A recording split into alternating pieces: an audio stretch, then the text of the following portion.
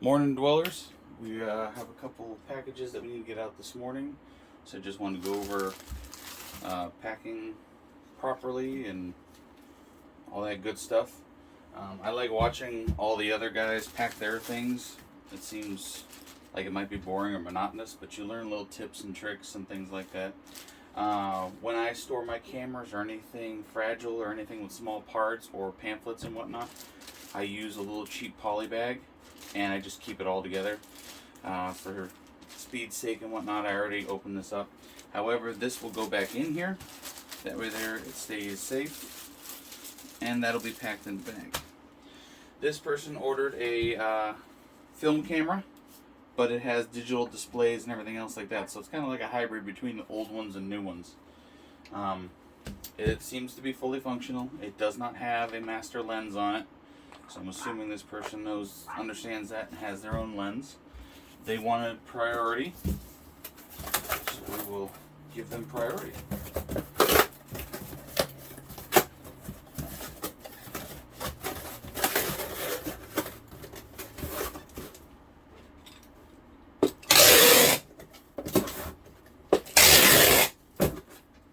When I first started, I was doing everything, you ground or whatever, and using my own boxes and all my own material and everything else like that.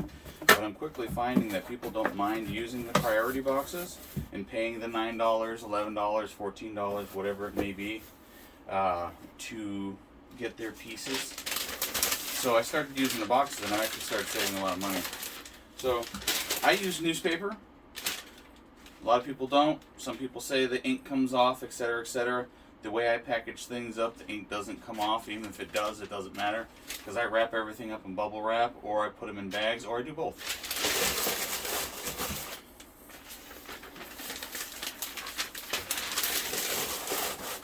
Alright, so now this camera, wrap up like that. Grab a little poly bag. Still haven't gotten a GoPro. Get there eventually.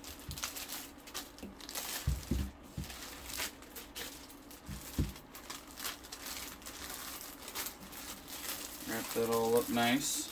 Now, we'll mummify it in some bubble wrap. Hopefully it'll still fit in the box when I'm done. And on delicate things like this, I just wrap it like it's going to war. I would rather a $30 camera make it to somebody, and I spend an extra $1.50 on a few more sheets of bubble wrap, than it get there and it be broken or damaged or whatever, and then I have to refund it, or they have to send it back or whatnot.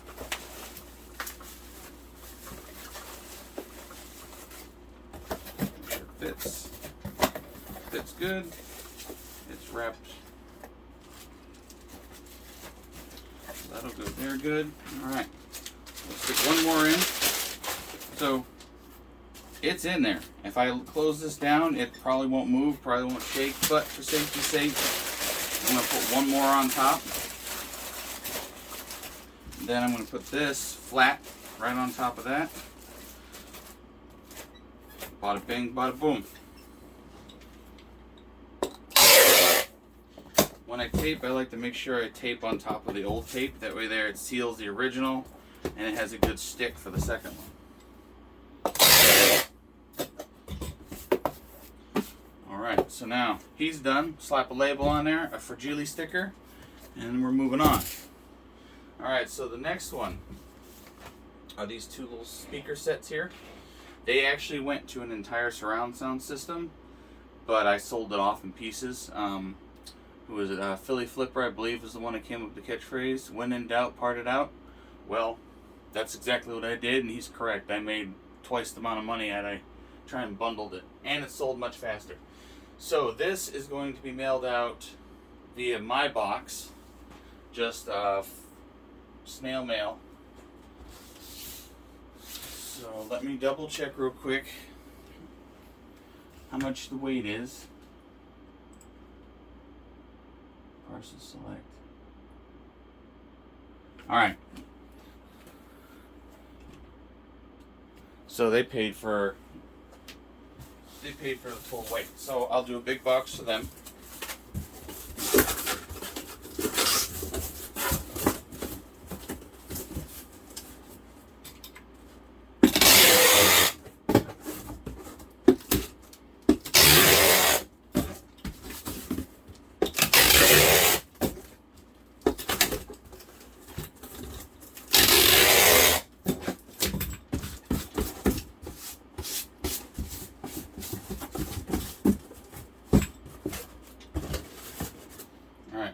Again, I've got all the cords wrapped up nice and neat behind it.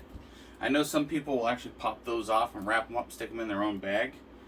I mean, if I ordered these and it came wrapped up like I'm going to wrap it, I would be perfectly fine with it. I would actually be quite happy with it, because I've seen some pretty gnarly things come through on eBay and Mercari that I've ordered. Like, somebody will take this and just throw it in a padded envelope, and that's just no bueno. It doesn't fit.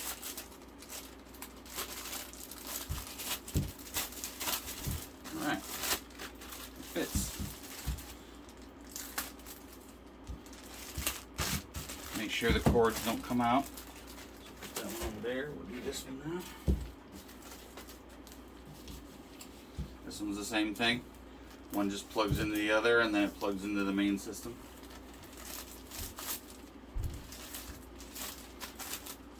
I do believe my lovely wife might be entering here shortly.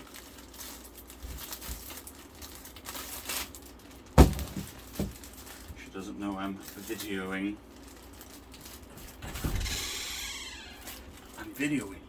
I'm leaving. Okay, have a good day at work. Love you. Love you too.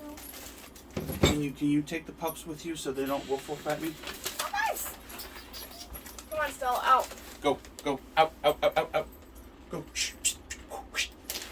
Have a good day. All right, since this is such a big box, I'm gonna pack it full here. You don't want to leave it flat. You don't want to crumble it all tight. Tight just makes it hard as a rock. It's not going to really do anything. You just want to kind of fluff it, throw it in there.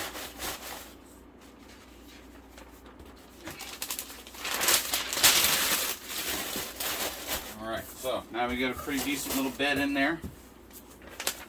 Again, the difference between them getting a broken piece. What on earth is that? Get out of here.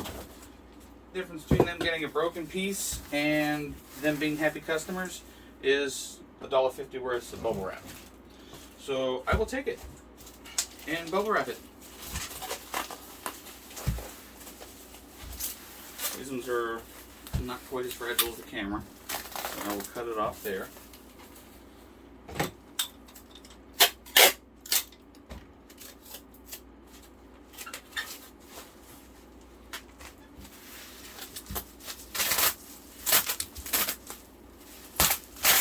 Make sure you use everything.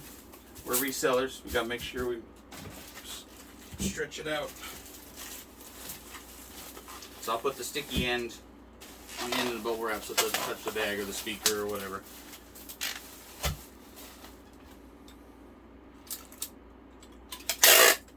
I need to get one of those little desktop versions of those so I can just, like Scotch tape.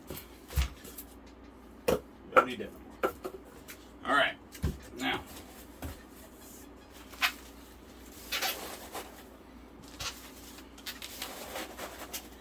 when I do my boxes, I try to keep the heavy part at the bottom.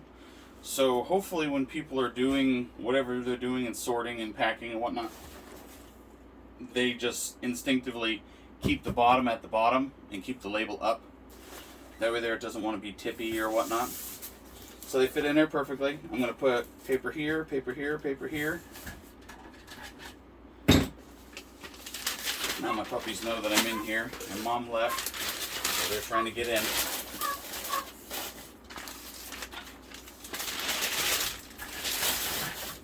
So much for my filming career.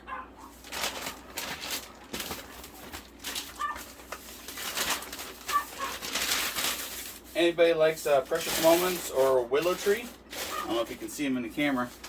I got a bunch of them that don't have boxes. I'll sell them cheap.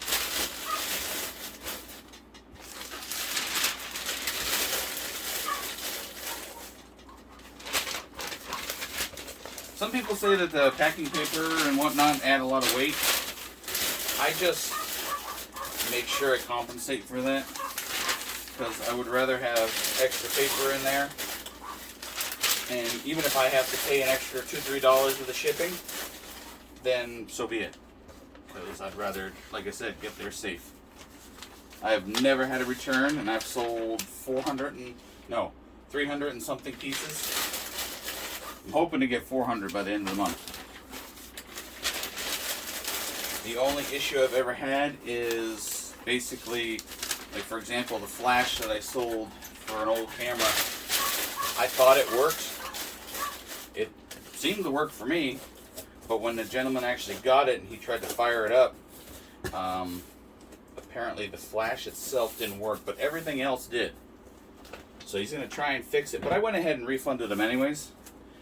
Because he was upfront and nice about it, and he was willing to actually send it back, and it was only $20. So if I can make somebody happy for $20, then I will do so. Also, he's a return buyer. If it was just some random schmo, I might have done otherwise, because there are a lot of scammers out there right now. I also, when I put tape on, I don't know if you can tell, but it's not even touching the box really because of the dent that's right here. So I just like to smooth it out so everything touches. So it barely moves, barely. So that's it. I'll slap a label on this one, another Fragile sticker because I've got thousands of them, and that's it.